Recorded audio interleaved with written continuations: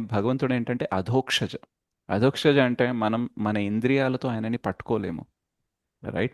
So, మనకి ఇంకొకటి శ్లోకం వస్తుంది. అతః శ్రీకృష్ణ నామాది న భావేత్ గ్రాహ్యం ఇంద్రియైః సేవోన్ముఖే హి జిహ్వాదో స్వయమేవ స్ఫురత్యదః.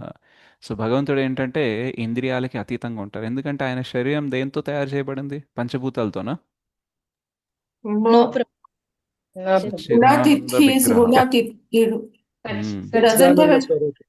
రైట్. సో, సచ్చిదానంద స్వరూపం. Baruch. రైట్. ఈశ్వరః పరమః కృష్ణః సచ్చిదానంద విగ్రహ అనాదిర్ ఆదిర్ గోవింద సర్వకారణ కారణం.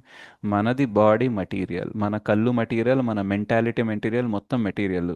ఓన్లీ మనమే స్పిరిచువల్, కానీ దాని మీద కవర్ మొత్తం ఏంటంటే మటీరియల్ ఉంది. కాబట్టి మనం దీంతో భగవంతుణ్ణి టచ్ చేయలేం.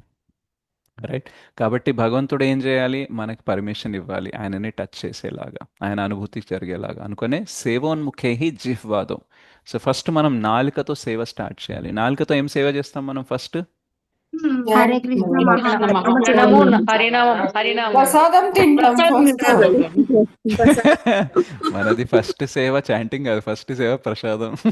సో ఫస్ట్ ఎప్పుడైతే గుడికి వెళ్తామో మనం చాంటింగ్ చేయము.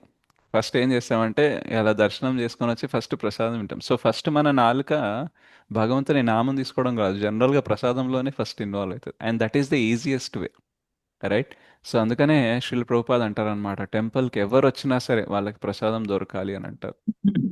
రైట్. ఎందుకనంటే టెంపుల్కి వచ్చిన ప్రతి ఒక్కరు చాంటింగ్ చెయ్యరు. సో వాళ్ళ నాలుక కృష్ణ సేవలో ఫస్ట్ పెట్టే మార్గం ఏంటంటే ప్రసాదం ఇవ్వనమాట.